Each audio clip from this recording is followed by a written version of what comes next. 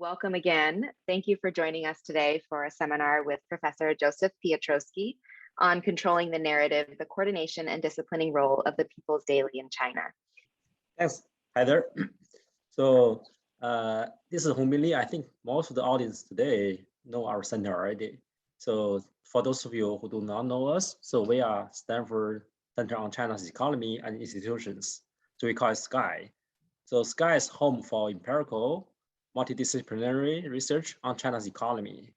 So I think Joe's talk today, I think fits our center perfectly actually. It's empirical, it's multidisciplinary, and it's about China's economy and institutions. So let me introduce our speaker today. And Joe Piotroski is a Robert Jedic Professor of Accounting at Stanford GSB. So he has, many famous things. He has published extensively in top journals in different disciplines, like accounting, finance, economics, political science. He has been interested in studying emerging markets, in particular China, actually. If you invest in Wall Street, you will know Joe. So he has a famous, I think, index, which has a daily indicator. I think it's called, maybe if I don't say it right, correct me. Validated Joe Piotroski Strategy Daily Update Report on NASDAQ. So if I invest in Wall Street, I may have to use Joe's index. I hope you also have one for China, I think. So without further ado, let me give the floor to Joe. Joe, it's all yours. Yeah, fantastic. Thank you. Thank you, Hongbin. Let me share my screen here. Hopefully this works as planned. Okay, that should work. Perfect, great. So thank you, Hongbin.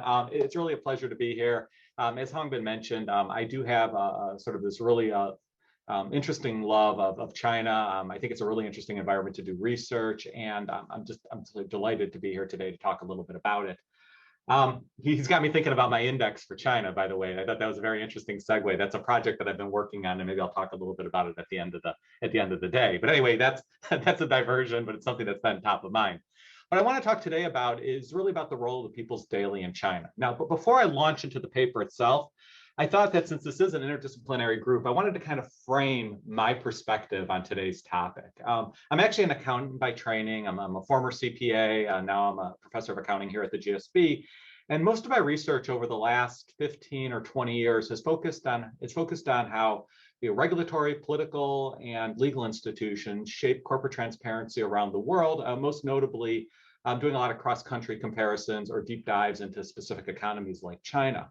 Now, the thing that we established about 15 years ago is that when you think about corporate transparency, what you're really thinking about is the widespread availability of firm-specific information to stakeholders outside of the company. And in one of our early papers, we actually did a survey of, in some sense, the global economy and tried to come up with a framework for envisioning what transparency is. I mean, that's one of those buzzwords that gets thrown around a lot, but to actually put some definition around it, what we came up with is that sort of corporate transparency is a concept that has three distinct dimensions. The first is it's about the information flow from the firm, about how they release information to the market and to various stakeholders. And that's sort of the traditional financial reporting process. It's voluntary disclosure and things like that. The second channel by which you learn a lot about companies is the private information acquisition activities, right? Basically, it's people like analysts and institutional investors going out and spending time and resources to unearth new information about the firm, information that hasn't been provided by the company. And that's a way of learning about a corporation, learning about what they're doing, what they're investing in, and the like. And then the third dimension of transparency is really about dissemination. It's about these sources of information becoming diffuse within the economy or within the global environment. And so that tends to be the role of things like the media, social media, data providers, and the like. What today's paper does is actually explore one aspect of what I think of as corporate transparency, and it's basically the role of the media, its role as a dissemination mechanism, its role as a source of investigative journalism. And what makes the paper unique, I think what makes the setting unique, is that in China, the media is controlled by the government. directly or indirectly. And this notion of state ownership is actually a prevalent phenomena around the world, especially in emerging economies and economies that are more autocratic in nature. And from an accounting point of view, or at least from a market's point of view, state ownership is typically thought as being a negative. It tends to be negatively correlated with corporate transparency. More ownership tends to reduce the flow of information, reduce distortions, and the like. And so it's going to be with this framework that I'm going to approach kind of today's topic. At least this is my mental framework. Now, the challenge, of course, is anytime I talk about transparency and anytime I talk about China, people immediately have a lot of preconceptions and they think they kind of know a lot about what's happening there. And that's true, right? Because we know that sort of opacity in China is a well-documented phenomenon. Right, we know there's structural impediments like the Great Firewall that prevent certain websites from being accessed. We know that there are topics that are censored, everything from Tiananmen Square to Winnie the Pooh. We know that the data that tends to flow in the environment can be distorted. Typically, it could be macroeconomic data, it could be micro data, it could be firm level data. We know that environmental data tends to be skewed in order to achieve political objectives. We know that when it comes to the news, there tends to be coverage decisions that are biased. Certain topics get selected at certain points in time and not in others. This is actually data about protest activity in Hong Kong. Turned out the mainland only covered that activity when it was violent, of course. That's not a surprise. The peaceful protests weren't covered. Right, so there's a lot of things we know sort of about biases in China. The one that I want to focus on is really this notion of conformity in news reporting. This is one of those other kind of attributes of information flows. And when you look at newspapers in China, at certain points in time, it looks remarkably uniform. Like there's a lot of conformity. Now, these are actually newspapers that I photographed in Beijing when I was there around the time of the China-Africa Forum. This was a couple of years ago in 2018. And it doesn't take much to realize, boy, these things all look very similar, right? It's the same photograph put in the same place on the page. The same leading photograph is been chosen by all four newspapers. And I can't read Mandarin, but I can look at characters, and a lot of the headlines are actually the same word for word or pretty much in the same spirit. And so that's really going to be the issue we're going to focus on is this: how does this conformity, when does this uniformity arise in the Chinese environment? And so the objective. So yeah, go ahead, Hongbin. So basically, so if all the papers look the same, then I don't need to read all the papers, right? It's basically repetitive information. Yeah. So I look for other sources like those from Hong Kong, from Singapore, from Taiwan, Chinese media, sure, or English media. So. Sure. No, of course. But of course that takes time and effort, right? In some sense, right? Especially if, I usually tend to think of it from the point of view of the capital markets or investors in the environment. And if you're domestic investors, that actually can be costly to sort of look outside the environment. You might not have access to those papers, or it's going to take you more time, energy, and effort to get it. But you're absolutely right. This is, from an information flow perspective, it's the thing you have to do, right? Is you have to recognize that at certain points in time, the information flow is synchronized. But do you know, do you have a survey of like investors? What kind of papers they read? What's their information source? Well, okay, so this is the problem, I guess, framing this paper in this direction, right? Because these are the questions that are going to surface.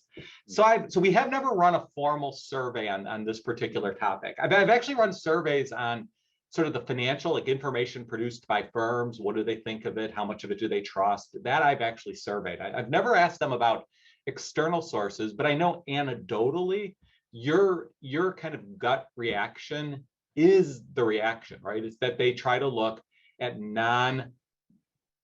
government controlled news sources. So they do tend to rely on social media to a degree, right? They try to see what's trending, not just within China, not just Weibo or WeChat kind of sources, but I mean, they will actually try to get to foreign sources like Twitter and the like.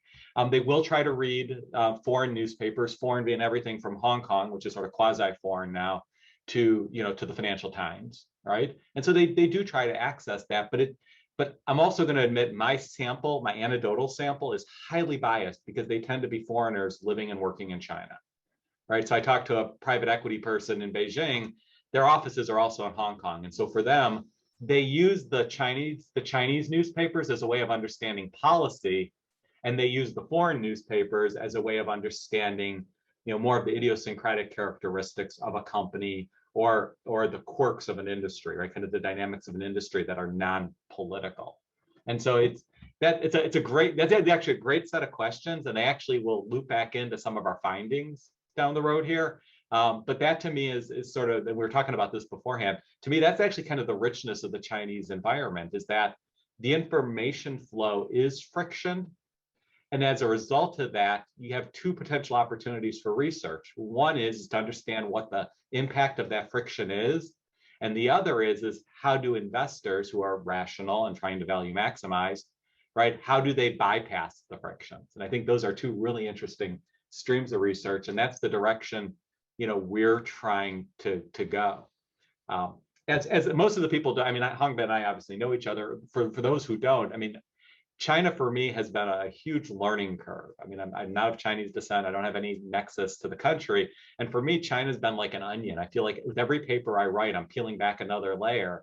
And what I discover is I'm nowhere near the core. And that's kind of been the interesting thing about this study is we're looking at a phenomena, which is to understand, how can a government sort of coordinate and control the business news media. And with that, it of course starts to raise all of these questions about behavior. How do people respond? What's the consequence? How does it matter? Because all we're going to look at is the behavior of the newspapers under the control of the government. The bigger questions are, what's the implication? And that's the next layer, I think, of the onion that we're going to get to. So yeah, great question, Hongbin.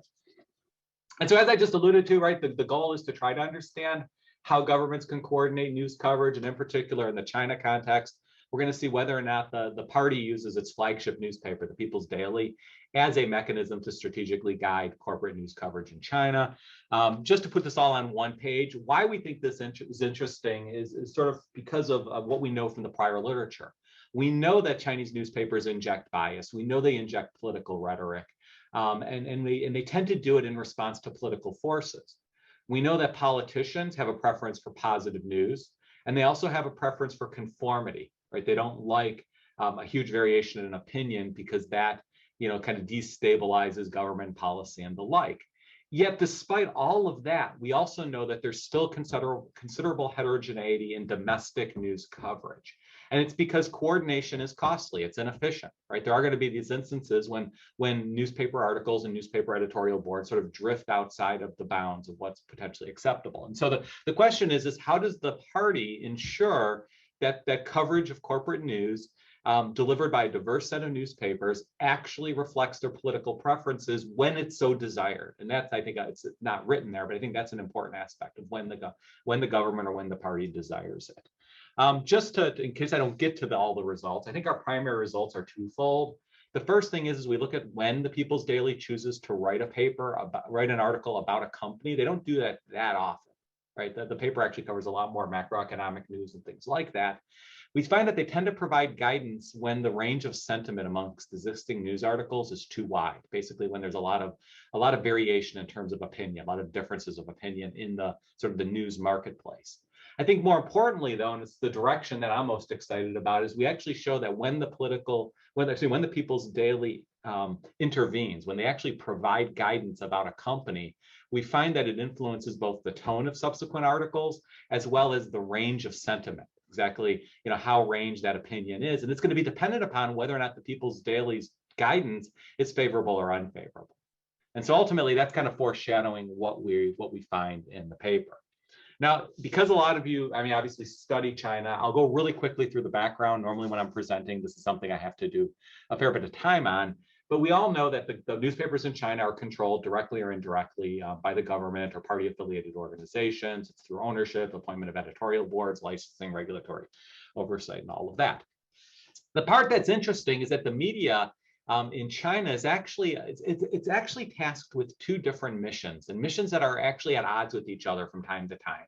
On the one hand, the media is there to do what it does in a lot of economies, which is it's market-oriented. It's meant to be an information intermediary. It's meant to be an information institution, right? It's there to support the market economy. But it also is the government's mouthpiece in many ways. And it's that duality that actually creates a lot of the conflicts in the information environment in China as it relates to the media. Now, the government has kind of solved this conflict in some way structurally, and it's the fact that newspapers there are sort of informally split into two types. There's what we label as official newspapers and non-official newspapers.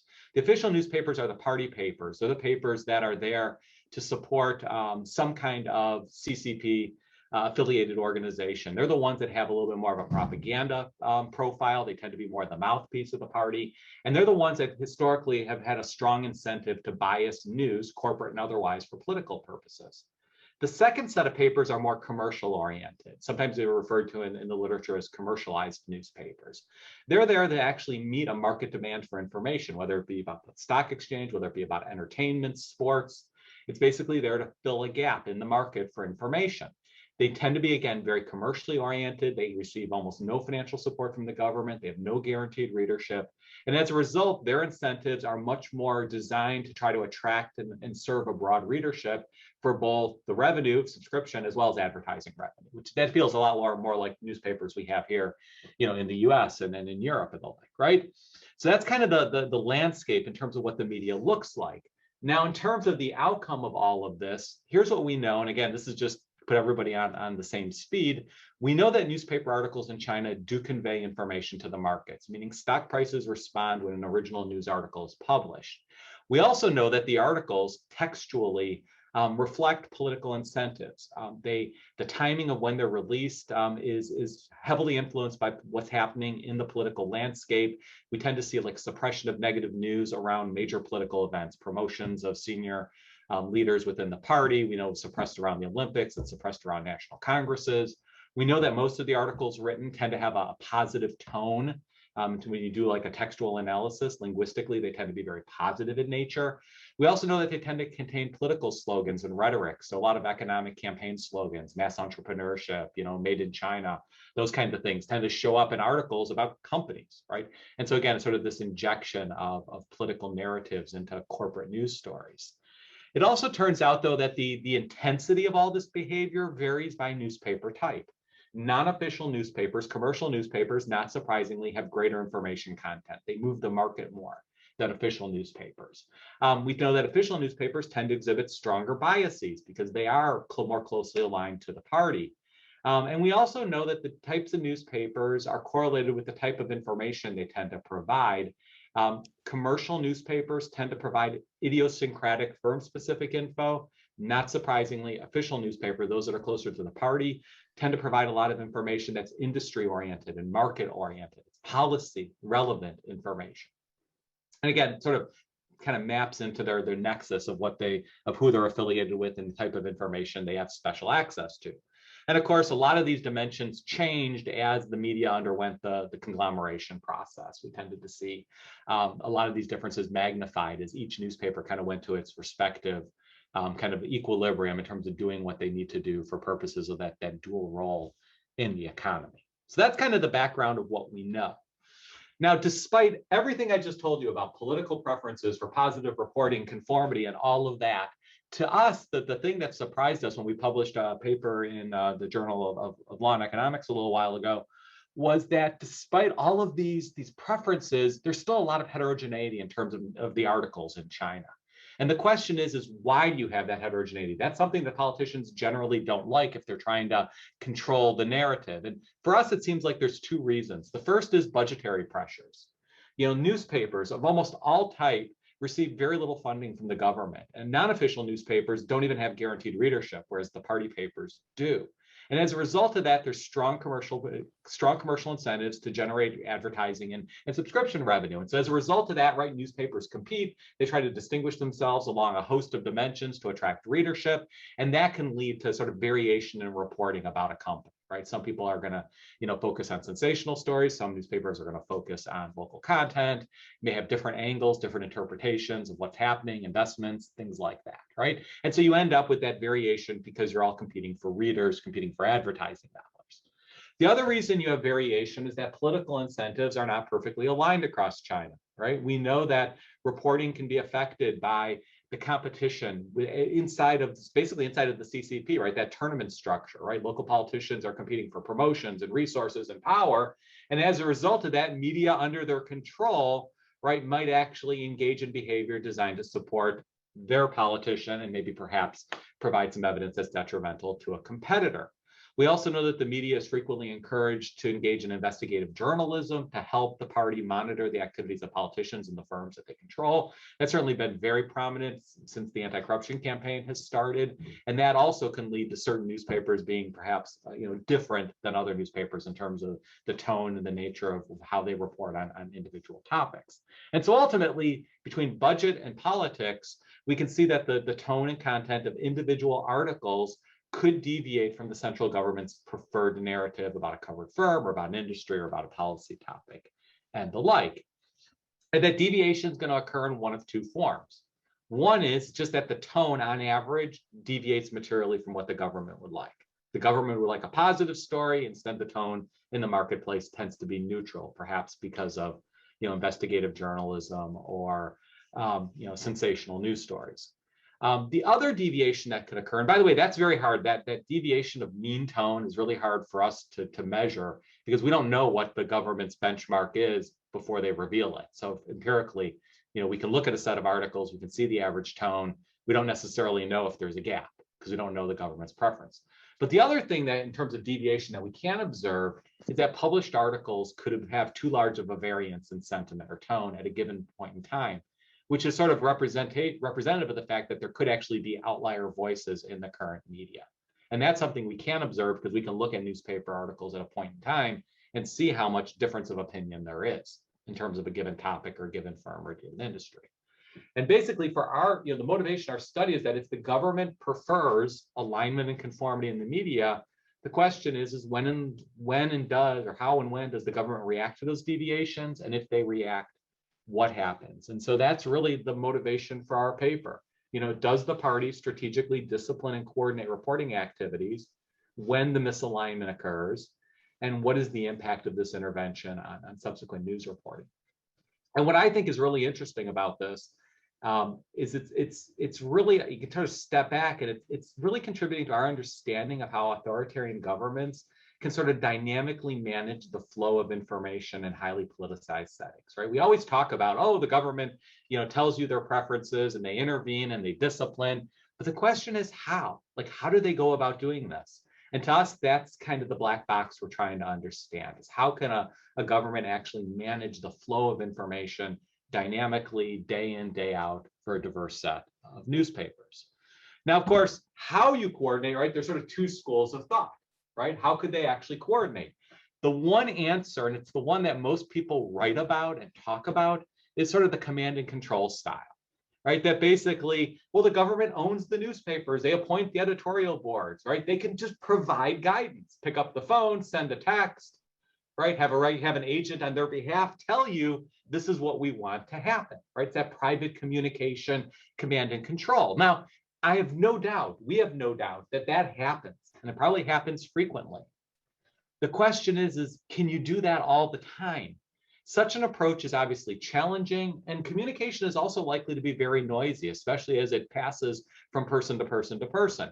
And so it's going to be slow, it's going to be inefficient, especially if you start talking about on a daily basis. And so although we recognize that this likely happens, it's probably not the only mechanism. There's actually a cheaper mechanism in some ways, right? Use a mechanism that publicly signals the state's view about a firm or an event or a topic, right? And then everybody, if they recognize sort of the costs of deviating, if they internalize those costs, they're going to migrate to the position that's been publicly stated. And we are arguing that one such mechanism, not the only mechanism, but one such mechanism is the People's Daily, right? If you think about where it sits in the landscape of news media in China, right? It's controlled by the upper echelons of the party, right? It's the official newspaper, the Central Committee of the Communist Party. It's fully funded, so it has zero commercial incentives.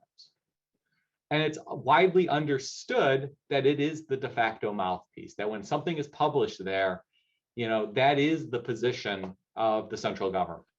And so it serves that role as at least a very clear signal as to what the views are of the party. And then the question is, does the rest of the media landscape respond to it, given sort of all their other incentives? And so our prediction, and I think it's a fairly straightforward one, it's a very simple one, is that we expect the party to publish an article in the People's Daily about a corporate news topic when the range of perspectives or sentiment is too wide. We also think they're gonna generate an article if we think that the average deviates too much. We just can't observe that. We're really interested in the range. The second thing we predicted is that if coordination is effective, we'd expect to observe sort of systematic revisions in both the level of sentiment as well as dispersion of sentiment subsequent to the articles, right? It's in subsequent articles that are published. Now, to do this, and if I had more time, if this were like an hour and a half workshop, I'd go into kind of the gritty details. I'm happy to answer questions. To do this, we basically have 3 steps in our research design. The first is we gather a comprehensive sample of corporate news articles that were published about domestic listed firms in 100 mainland newspapers over the period 2000 to 2017. We gather them through Wise News. We end up with about 2.3 million articles, over 3,000 unique firms over this 18-year period. And we're drawn from roughly an equal split of official and non-official newspapers. And so kind of our observations look like this in terms of the firm days. The one thing I'll point out, and I shouldn't do this, but I always do, is we know that we have kind of a bias in our database. We have a total of 100 newspapers, but they don't show up in every year. There are select years that certain newspapers don't exist, and we don't know why. But that's just that's a coverage issue in the database. The other thing we noticed, and you can see it pretty quickly, is that 2009 and earlier looks very different than the time period after 2009. There's a drop in coverage, and this we do understand. And that is a new database was created in 2009, and basically the media industry has bifurcated. Certain newspapers are in one database, other newspapers are in the other. And we're trying to understand who chose what and why it occurred, but effectively the data itself, right, seems to be censored in a way. And it was the government created the second database. That's something we're trying to look into. That's just take that as a given. I think it's an interesting evidence. I think it's interesting about sort of the flow of information in China. And you'll notice like the People's Daily coverage, right, drops dramatically after 2008.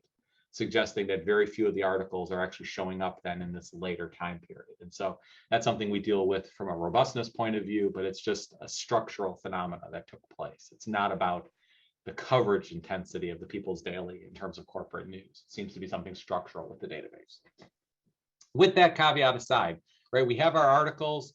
We then measure the sentiment of each article. We basically use a machine learning technology that we used in another paper to identify the tone of an article. We're basically trying to measure it somewhere between the range of very negative to very positive. You can read that in the paper. And then the last thing we do, and it's the most important for our design, is that for each firm calendar day, we measure the mean sentiment and range sentiment of all articles that have been published about the firm in the preceding 5 days. So essentially what we're doing, right, is we're looking at day 0, what articles were written in the previous 5 days, what's the average level of sentiment of those articles, and and what's the range of sentiment. Those are kind of the 2 dimensions of sort of prior reporting characteristics that we're most interested in, average tone, as well as the range that's experienced in the market. And so our first set of tests are going to examine whether or not the reporting decisions are associated with those reporting attributes. Our second set of tests are going to see whether or not People's Daily intervention shapes the subsequent attributes of the articles published about a given firm. Okay, so I'll skip that for right now. Actually, well, there we go. So our predictions are that we think the People's Daily is more likely to intervene when there's positive news. That effectively they do a lot of regurgitation of news stories, that if there's good news out there about a firm, we think that there's a likelihood that they'll pick it up and just disseminate it broadly. Our primary prediction, though, is that the People's Daily will decide to write a news article when the range of sentiment is wide. And that's really the one we're focused on, because that links into that, again, that divergence of opinion that exists in the marketplace. In terms of our main results as it relates to the decision to publish, we do find that, again, so this idea that they like to propagate good news. We do find that the People's Daily is more likely to write an article about a given firm. You'll think Alibaba, Tencent, Baidu, whoever, right? BYD. They're more likely to write an article about an individual firm if prior news articles recently have also been positive. Since if again, they're sort of picking up on good news stories. It could be about investments, it could be about firm performance, it could be about sales trends. The key is it's that they tend to write an article about a company that's been doing well, as captured by sort of the tone of diffuse sets of articles in the environment. So Joe, there's a question. Yeah, go ahead. Go ahead. Tom, do you want to ask? Thank you. I just want to pick up on the, as I understood it, describing a primary trigger for publication of an article in People's Daily as being the extent of diversity of coverage of that firm event. But what about other motivations, such as the importance of the firm or what it is doing to PRC policy, or to the legitimacy or private interests of the political elite? Or the even more simplistic explanation, the suitability of the example to serve as an exemplar for things that the party wants to points it wants to make. Absolutely, Tom. I completely agree. Let me hit those in sort of a 1, 2, 3 order, if that's okay. Please. First of all, you're absolutely right. You know, to us, I mean, again, from the way we approached the problem, the thing we were most interested in is the way you started off is we were interested in this sort of this diversity of opinion, right? Diversity of coverage, and the sentiment dispersion variable is very strongly correlated with the trigger, right? The decision for the People's Daily to cover a particular firm, and that's going to be a theme throughout our paper because it was really the dimension of the decision that we were most interested in. And that comes through, as you'll see, and as I'm sure you saw, it comes through throughout the paper.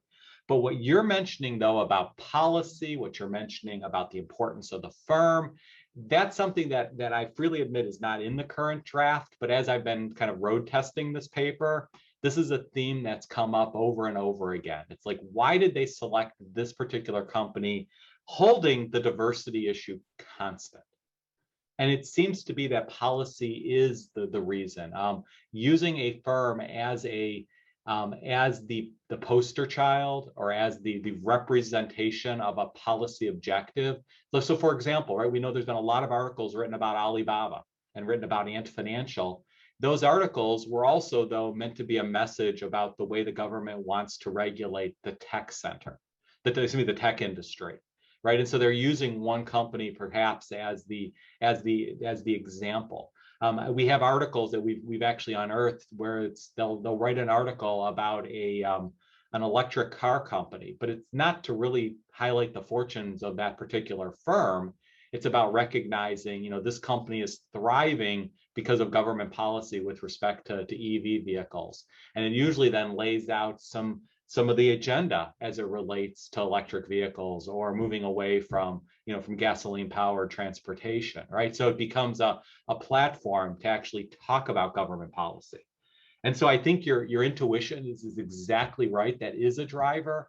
It's something that we've been doing, and I don't have the results sadly today, but I'll happily come back and share them if you want, is we're actually looking at the articles now to figure out which ones contain policy messaging. The party actually created a dictionary just a few years ago of all of their economic slogans. And we're actually trying to map that into the articles we have to see whether or not an article about BYD, for example, is actually also talking about innovation or talking about environmental policy or talking about something with respect to transition to electrical technology. And we suspect that first and foremost, those types of articles are going to have a much more profound effect, perhaps, on news coverage, not just of that firm, but of other companies in the industry and sort of the follow-on news articles. The second thing is, as Hongbin alluded to about information flow and all of that, is we suspect those types of articles also have a bigger spillover impact in terms of market pricing, not just of the firm that's being covered, but other firms in the industry. And so I think you're absolutely right. I think there are other determinants.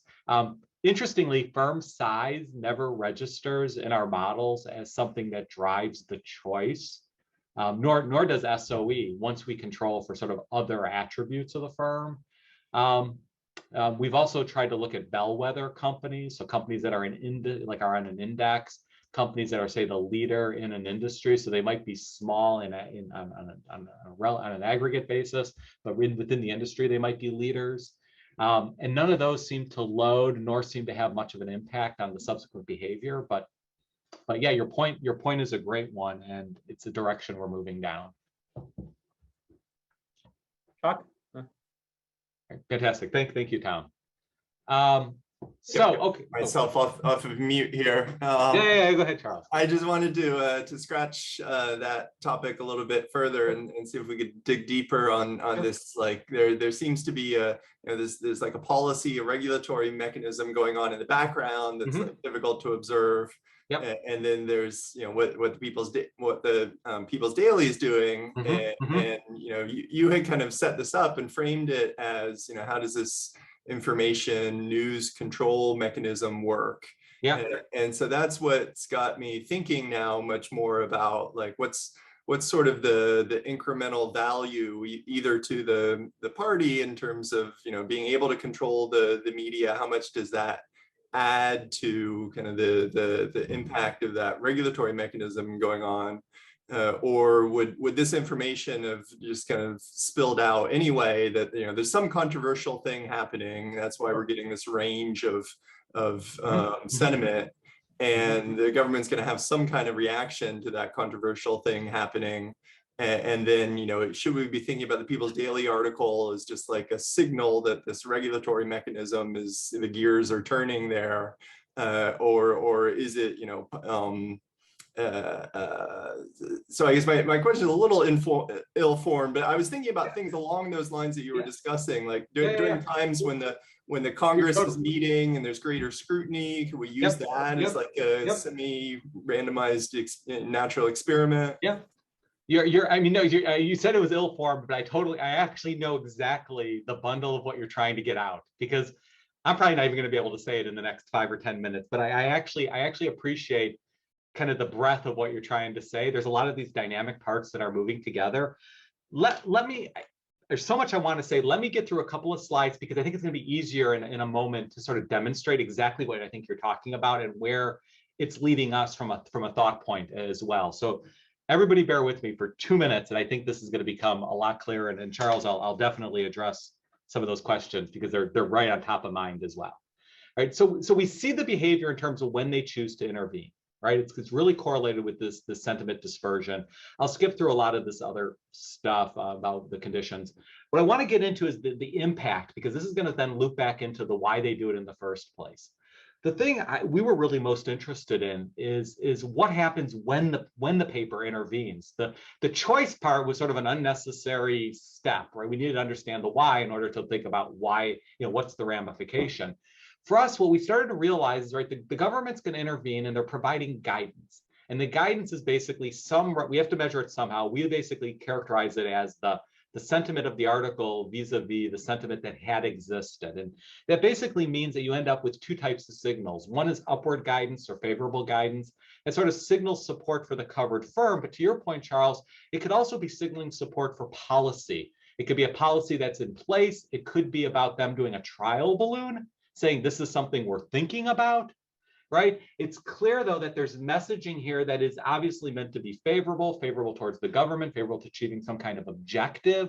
And so what we expected to happen is that when those articles come out, right, what you're going to see is that the entire media landscape, right, subsequent articles are basically going to go up to whatever that new level of sentiment is. And we're going to see a lot of convergence. They're going to anchor around the message. Right, so in terms of an information flow or information dynamic, that's what we'd expect to see. But there's also some knock-on effects, right? Well, and we talk about this in the conclusion of the paper, and it's where, again, sort of, thinking about those projects that are down the road, it's like, what is that? What's actually the benefit? I think you sort of said at one point something like, well, what's the value of this from like a regulatory point of view? Right, if this is just a foreshadowing of policy, then what this People's Daily intervention is doing is it's not just shaping the way a topic is covered, it might actually shape real decision making in terms of where companies choose to allocate their resources, where they choose to invest, what they choose to invest in, what they choose to get rid of, eliminate. Right, it's basically, in a perfect world, if this is working the way the government might like it, is they produce a signal saying, we think you ought to be investing in this or not investing in that, and it changes behavior, right? Because companies now know that if they don't, they're no longer in alignment. And that's what we think is sort of the real the real effect that could be here. And I think if that's true, it's actually a pretty big contribution, because it's saying that the government can use something like information to shape behavior, right? To basically get self-disciplining behavior, where everybody sort of looks and they say, that's the narrative. We don't need to be told, we could just read it and in some sense start to internalize that and recognize sort of the cost-benefit trade-off of not moving in that direction. So I think that's one answer to your question, Charles. The other side is this, and by the way, that's the story we were talking about. The other side is the downward guidance. Now, the downward guidance is interesting because it doesn't happen as often. What it does, the way we've sort of internalized it, is that downward guidance signals tolerance for critical reporting on a covered firm, right? That maybe there has already been some bad reporting and you're just providing political cover for it, or it's about recognizing that there's an issue in place that the government has concerns about. So fintech is sort of one right now, or anti-competitive practices. And using a firm, to Tom's point earlier, right? Using a company as a poster child or as an example, as an exemplar of here's a potential problem. What we think that does is it actually spurs investigative journalism. It spurs that other, right? The newspapers have these sort of dual roles. Part of what may be happening is that they're actually being encouraged now to explore a topic. And so we think it's natural that articles that follow downward guidance, of course, they're going to have a less positive tone. They even have a negative tone. I think that's, again, that's pretty self-evident that would occur. But we also think it might lead to an explosion of opinions as companies, as newspapers try to find an angle, they try to find more information about this topic that now seems to warrant scrutiny. And in some cases, it could be a race to the bottom, sensationalistic reporting, until the government decides they've gone too far, right? And so we predict this expansion to occur. Now, that also could have a policy dimension to it. It might be policy, maybe to rephrase that, it might be a political dimension, meaning this could be a way for the government to unearth, sort of bad apples. It could be a way of them trying to figure out whether there's been malfeasance. It could be trying to figure out whether or not a local government has deviated from central policy. There's a lot of political games that could be played by basically unleashing the media to be a watchdog in some sense. And that we think that's also in the background, but that story is a little harder to test, and a little harder to flush out. Whereas the policy story, that's what we're going to try to gather, is try to find articles where there is policy. So just Joe, just one quick thing. Yeah. On this slide, you say when the policy guidance is downward, i.e. positive, you mean negative. Oh yeah. Okay, I do. I got that. And I have one more question. Have you looked at is there any evidence, or in the political science literature, China has a much more direct mechanism, and they're called they're red-headed policy documents, or directives that go through the government, and they go from Beijing to the provinces to the prefecture of the county within a day or two. Yep. And so they're running in the background. We can't observe them. So you can't observe that, and we don't know. Political scientists know that this. Okay. I mean, and maybe if there's a political scientist on the call, I'd love to talk afterwards to hear about this. My understanding is we can't observe that flow. We can't observe the red phone call, the red phones that sit on the desk. We don't know what's happening there. But to your point, I mean, we know it happens because at least when it comes to and this is unrelated to this paper, but like when it comes to this, the censoring mechanism, something that's always as an outsider, always, really kind of made me curious was, how does the government know, how do you actually censor topics? And, I went to Baidu one time and just asked them, and it's exactly what you described. It's faxes they receive from 7 governmental agencies each day saying, this is the, this is the white list and this is the black list, right? Who's being censored, who's getting taken off, or we know that happens. I can't observe it, and they weren't willing to share that. It was interesting. They were willing to talk about the process. They wouldn't share the historical data. Oh well.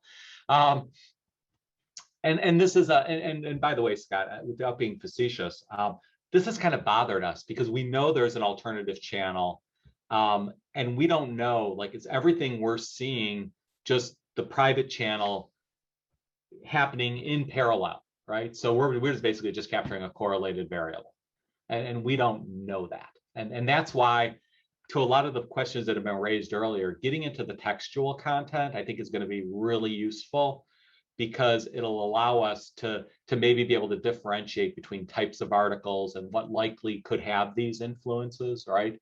And that's why that's sort of the direction we're pushing. But great, it's a great observation.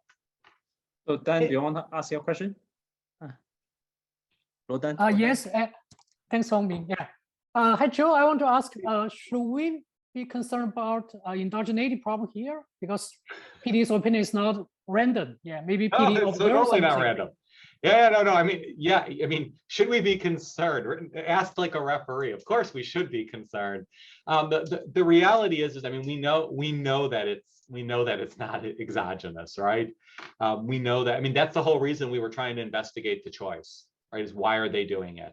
Because we're trying to get a sense of what is it that it's correlated with, and it's a sort of Scott and Charles and Tom have all brought up, right? I mean, there are other dynamics in the background here that we don't have modeled, and for right now, that's just the big caveat, right? Is that we know that's unmodeled. Where I think though we don't run into quite as much problem is we are trying to understand at least the ramifications of this event, recognizing it could be bundled with other messaging, but it's all correlated messaging, right? And so, I mean, the title of our paper might be a little misleading, but it's this idea of intervention. When the government chooses to intervene, what happens to the media landscape, and sort of ... And then there's some designs we can introduce to try to get a little more exogenous variation, or at least exogenous variation with respect to what we have here. And let me kind of get to those. But yeah, I know it's endogenous. We're sort of right now working with, first attempt, and I think we're just going to give ourselves a little bit of that latitude, recognizing it's a caveat, and then maybe somebody else could tell us how we can get around the endogeneity. For us, the primary results was this: is that if you look at the impact of People's Daily article on the level of sentiment in the media for a given firm, if you just pool all of this, there's a slight positive increase. Not surprising. Sentiment tends to go up a little bit because of that positive bias. But the real result is here. You have to condition on the signal, and you get that bifurcation, right? Upward articles get you the upward bump in sentiment. Downward articles get you the downward. Not surprising because of the role that the People's Daily plays. To us, the real surprising result was what happens to the change in sentiment dispersion. On average, there's very little effect. There's a bit of an anchoring effect, but it's really just noisy and muddled and weak. But the minute, again, you bifurcate on the sign of the guidance, you're getting these two distinct effects. If it's a positive guidance, upward guidance, everybody's anchoring. The range just collapses. When it's negative guidance, downward guidance, the range explodes. And that's that investigative story versus the anchoring story. It's clear that these two articles have very different roles, have very different purpose. And to me, that's the main result of the paper, is I think that outcome that occurs. We've looked across, and by the way, we then end up using a pooled model to help us when we do some of our conditional tests. It sort of generates the same effects. We then actually kind of did a little bit of a deep dive to try to think about the variation politically, and I know this was brought up a couple of times. We tried to look based upon the type of newspaper that are publishing the antecedent articles. We're trying to look at the type of firm that's being talked about, is an SOE or not. We're trying to look at politically sensitive time periods. We try to compare Hu Jintao versus Xi Jinping eras. And then I think our most powerful test is when we exploit the media loyalty event that took place a few years ago, when we think incentives in the media changed dramatically. And so the main cross-sectional test when we look at political variables relates to the newspaper firm and time period. The results we tend to see are, I shouldn't even spend time on it. I think some of it's a little muddled. I think it's just natural variation in the data. We do tend to see that, like, for the effects, for the choice effect is stronger in congressional periods. I think that lines up with what we've seen before. That's a really sensitive period for the government. And so they tend to respond to recent sentiment and to disagreement stronger. I think that makes a lot of sense. Everything else is pretty much, I'm not going to put a lot of weight on these differences. I think that's about the only one that kind of really is intuitive and it seems to come through pretty robustly. What is interesting is the effects. Where do we see the effects the most? And when it comes to level of sentiment, the effect is uniformly stronger in official newspapers, and those are the ones that are much more closely aligned with the party. So the disciplining role is stronger for them than for non-official newspapers, which have commercial incentives. And we see the effect tends to be stronger for SOE coverage, which again, a lot more of a political cost to deviate for those types of firms. That kind of comes through pretty strongly in the data.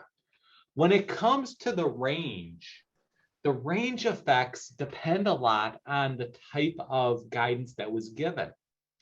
When it's upward, so these are the ones where the anchoring effect occurs, the non-official newspapers respond the strongest. Partially because, talk about endogeneity, because they're the ones that also tend to be the most diffuse beforehand. Official newspapers are very good at knowing where the boundaries are, possibly because they are so close, so proximate to government. There isn't much change in their level of sentiment when the People's Daily publishes. It's the non-official newspapers that do change, right? And they need to anchor more. In terms of downward guidance, commercial newspapers were already good at having diffuse sets of opinions. We don't see a lot of change for them here. Instead, it's the official newspapers, which were previously anchored, that now are sort of unleashed. And so I think this diagonal, I probably haven't explained it all that well, not enough caffeine this morning, but I think that makes sense given sort of the incentives of these companies, these types of newspapers before the intervention occurred. Who anchors and who doesn't, who was more of a investigative versus not. So I think that that's actually a pretty interesting dichotomy. We looked across different political regimes. Not surprisingly, the effect isn't very strong, but the guidance effects seem to be marginally stronger under Xi Jinping than they are under Hu Jintao. That could be because divergence is just more costly now under Xi Jinping, and maybe selective criticism is encouraged under the anti-corruption campaign. But again, you can see the stars. There isn't that much there. Where there is something is this event. Now, I'm sure you are familiar with it, but because I'm the one kind of, I'm the accountant, I'm the one who's kind of doing this, I just wanted to make sure. There was this event that happened 5 years ago that made the press even in the US. It was Xi Jinping's loyalty visit to all of the state media outlets. He basically on a single day went and visited the three major state-owned news outlets in China, the People's Daily, the Xinhua News Agency, and CCTV, right? So basically covered the three media channels. And he went there with one goal, and that was to sort of highlight and reinforce the media's responsibility to, quote, serve the party, and to create alignment between the media and the party's objectives, right? It was kind of like a wake-up call to the media. Now, those are my words as to what it did. I mean, these are actually Xi Jinping's words, right? He basically said that editors and journalists must pledge absolute loyalty to the party. They must love the party, protect the party, closely align themselves with the party's leadership in thought, policy, politics, and action. And then the last bit, right? All the work of the party's media must reflect the party's will, safeguards the party's authority, safeguard the party's unity, right? This is about creating alignment, right? Between the political side of the country and its media apparatus, right? Its media organ. And so we argue that this was an event that should sort of shake the very core of the incentives of the media outlets to actually follow guidance. That if they know they're supposed to do something, we should see a swifter and stronger response. And sure enough, what we discover in our data is after the event, these attributes are slightly stronger. The prior reporting attributes are a little more strongly correlated with the People's Daily decision than they were before. Not going to actually make much of this because they're, again, not significantly different. They're sort of leading in the right direction. What is significant, what is interesting, is the impact of the guidance. There is no doubt that the guidance is now responded to much stronger after that event. That basically the newspapers internalize Xi Jinping's message. And so now when an article is written, the internalization, right? The change in behavior is stronger than it was beforehand. It existed beforehand, but it's now stronger. And this is basically looking at articles that were written 1 year before the loyalty event versus 1 year after. And so we're seeing the change in behavior. It's pretty immediate. It's pretty swift. And to me, that's really good evidence to suggest that the dynamics have changed and that there is something political in the background taking place. The last thing we did, and I know I'm just about out of time, is we also looked at textual similarity. So we actually looked at the textual content of the articles, and we tried to do two things. We tried to see whether or not the subsequent articles are more closely linked to the actual words and text that are in the People's Daily article than the articles that preceded it. And then the second thing is we try to look to see whether or not the portfolio of articles written after a People's Daily intervention are much similar than they were before, not including the People's Daily in this conversation. And so what we discover is that in terms of People's Daily alignment, is that regardless of whether or not the sentiment or the guidance was upward or downwards, articles written after the People's Daily was written contain more of the same language of that article than articles that preceded it. So basically, these subsequent articles are taking text, and you think of it as cutting and pasting and putting it into their own articles. Not surprising. When we talk about content similarity, this gets to the idea of anchoring versus investigative journalism. If it's upward guidance, where we saw anchoring, the range of dispersion of tone collapsed, we also see that the article content all look the same. They're mirror images of each other. They tend to have the same pictures and words, right? Like I showed you with the China-Africa Forum. That's what this 0.008 is capturing, greater similarity amongst these sort of diffuse set of news articles after intervention. But that doesn't happen when there's downward guidance. There's actually no change. They still sort of write their own thing because that's what investigative journalism would promote. And so we think the textual data aligns with our story of what's happening, anchoring versus investigative journalism and kind of the allowance of critical reporting. So just to wrap up, I realize I'm trying to be respectful of time.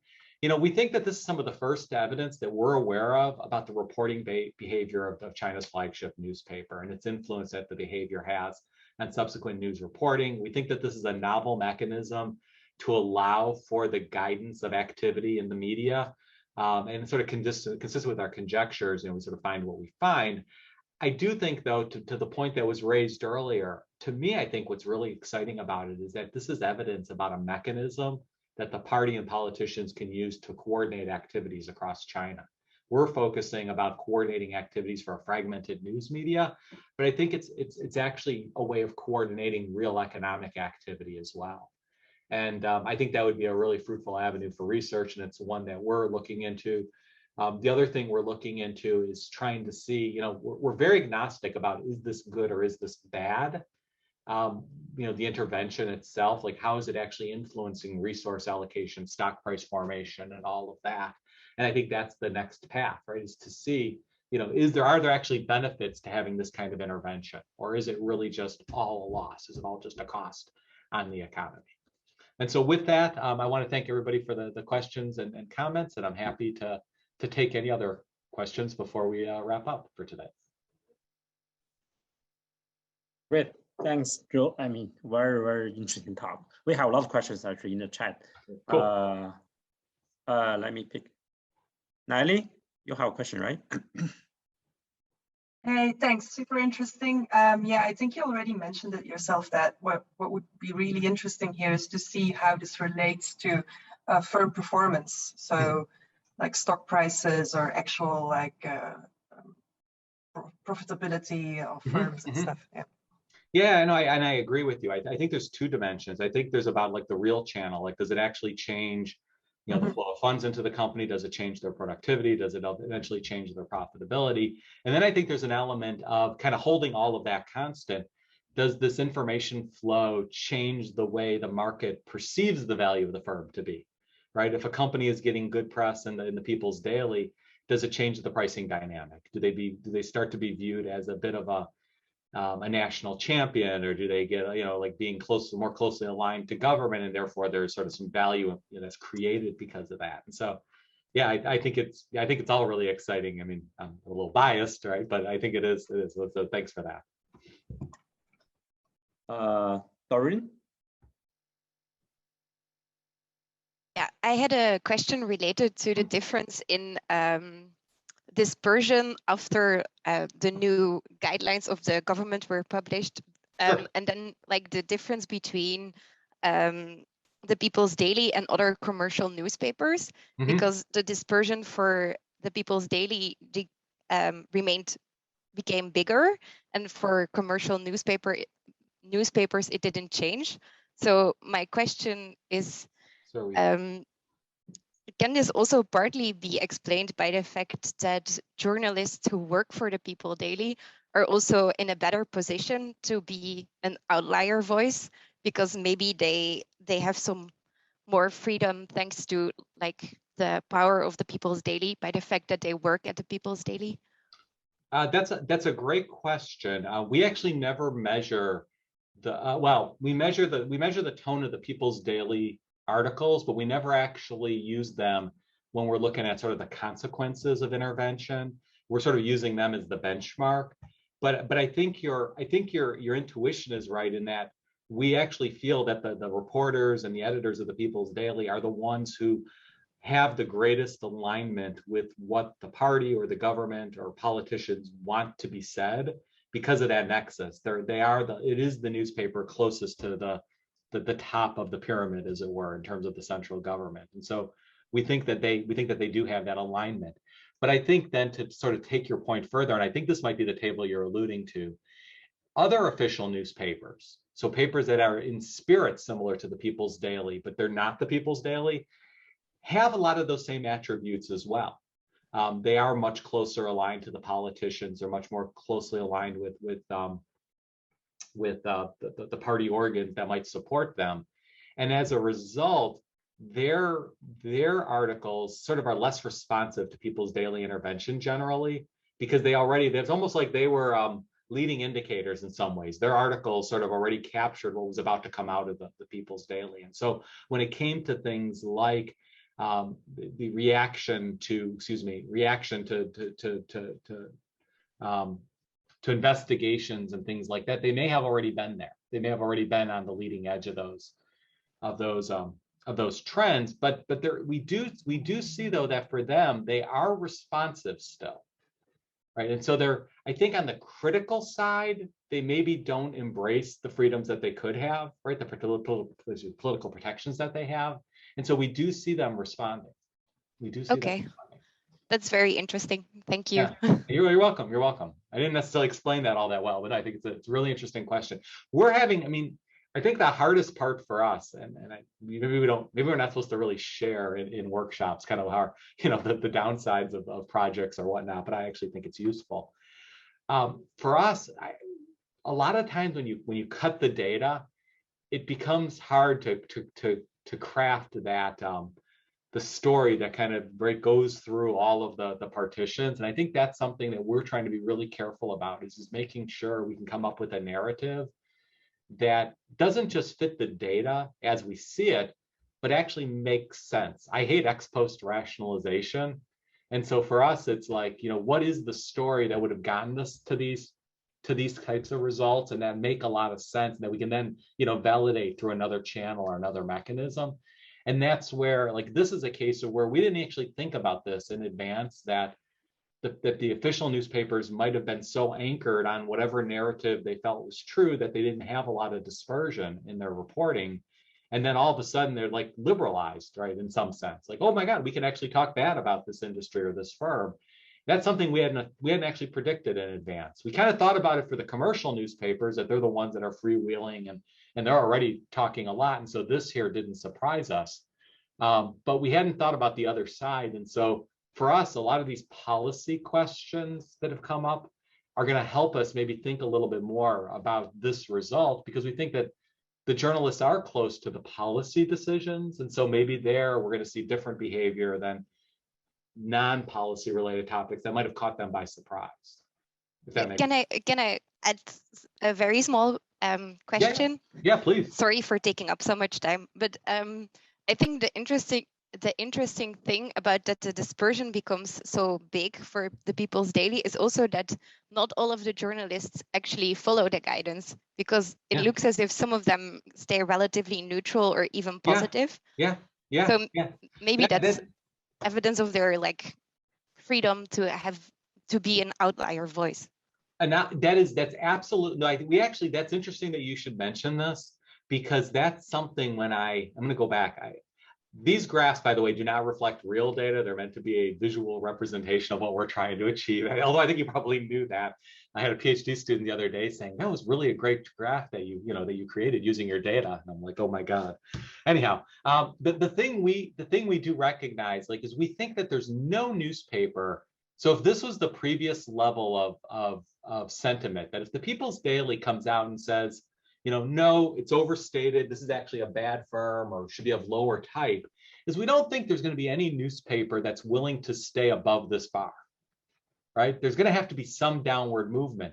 But to your point, there are newspapers that don't go as severe as the People's Daily, right? That by very construction of the variable, we know that has to be true. And part of what we're curious about is the who, right? Who chooses to stay up here? And I think and again, I have no evidence to support this. This is just gut intuition, is I think this is also the dynamic of local politicians competing for resources or trying to promotion from local government to higher up into the food chain, meaning they may not be, if this article is written about a firm under their boss's control, they may still not be willing to completely buy into the narrative. They have to show compliance by going down, but they're going to be the positive outlier because they're still, right, they've got that local political force in play to support their patron, to support, the narrative of their province even, right? And so I think that dynamic is still there. And that's why there's always heterogeneity in the data. I mean, there's very few times that the news really does look as uniform as this. I mean, this was a high-profile political event, and so coordination is key. Just like at a National Congress date, this is a political event being covered by political newspapers. It's going to look like this. When we start talking about corporate news and about the, firms, are they winning, are they losing, is it a good investment, bad investment? I think that's why we're seeing the heterogeneity. So can you do like some kind of placebos, like other events, like police beating up a person on street, or how many people died in a flood in Zhengzhou? Like there are a lot of discussion. We could. I mean, conceivably, yeah. I mean, yes, we could do that. Always. The downside is I mean, our study is about corporate news, right. And what you're asking is sort of a non-corporate news event. My question is, would they be the same or different? In terms of the behavior we see or its impact on corporate news, I think in terms of overall reporting, I don't know. I actually don't know. I hadn't thought enough about it. Like if there's police brutality in a particular province or town, what does that do in terms of other news articles? I don't know. I hadn't actually thought about that. And there should be zero spillover in terms of corporate news, I would think. I mean, so in a sense, corporate news is less sensitive, right, compared to. Should be. It should be, because I mean, let's face it. Most of the early work that was done on news in China was non-corporate in nature. It was always about political or economic or environmental. I mean, there's was it Stockton, sort of like the seminal book on that, right? And it's and so there the sensitivity is really great because all of those issues have the threat of destabilizing the government, for lack of a better word. Political news, I mean, what makes corporate news so interesting, and this is now truly the accountant talking and the business school professor talking, is that every theory in the world says, I'm actually going to pull you down here, so I'm looking up. All of the theory about economic development and that says that information flow should be unbiased. Information is sort of it's what allows for really efficient resource allocation. And so as the economy moves towards being market oriented, right, biases are just sand in the cogs, right? It just slows everything down and makes decision making inefficient. And so we know that there's an incentive to be transparent because it just lowers cost of capital, better resource allocation, brings in foreign direct investment, all the good stuff happens. And yet, here we are, right? An economy that's just exploding, and the information environment is really friction, even in a setting where it shouldn't be, right? There's so little political ramifications to the average corporate news story. And yet it is politically frictioned. The first paper I ever wrote on China was about how corporate news, how bad corporate news gets deferred around really politically sensitive events. And we looked at promotion events, we looked at periods of the National Congress. There's all the anecdotal stuff about what happened before the Olympics, right? A corporate event that gets kind of pushed after the Olympics just because we don't want to disturb the narrative, right? That stuff shouldn't happen in a market economy, right? Timely recognition of bad news is actually at the heart of good governance. Governance of firms, governance of resources and the like, and yet here it doesn't happen. And that's what strikes me about China, is it's working against sort of the normal things we talk about in sort of economics and finance and accounting. And that's where, maybe it's not as sensitive, but it's like a trigger, right? Generally speaking, everything's fine. But when the political costs get become large enough, the government intervenes and the environment changes. Just in the same way that when the stock market doesn't behave the way the government wants, they intervene. They buy shares, they put out press stories, right? They create artificial behavior in the markets. Like, again, on average, everything's fine, but there are certain periods of time and when there's intervention. And I think that's what's exciting about this. It's about the intervention. It's not that it just always happens, it's selective. And yes, I realize that's endogeneity too, but that's also, right, that's what's exciting about it. So I think you're right, Hongbin, it's less sensitive, but and that's actually, kind of going full circle now. I really should have had more coffee today. What's interesting, right, is these ideas that were raised about the articles that are political or policy versus those that maybe aren't.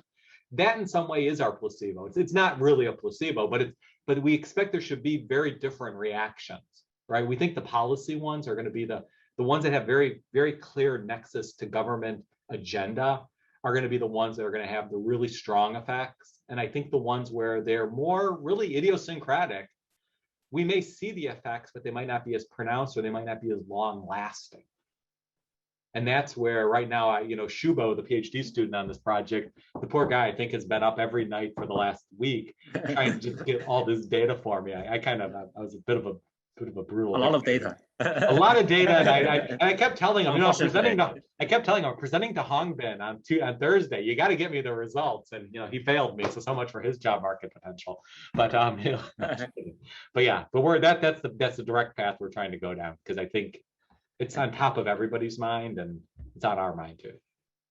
Yeah, I think our time is up. I know there are still many questions, but unfortunately, so we have to let everyone go to lunch. Indeed. Thank you so much for Joe for such a great talk. I think this is fantastic. Thank you, everybody. It's been fabulous, and thank you, Hongbin, for the opportunity. Of course, yeah. Bye.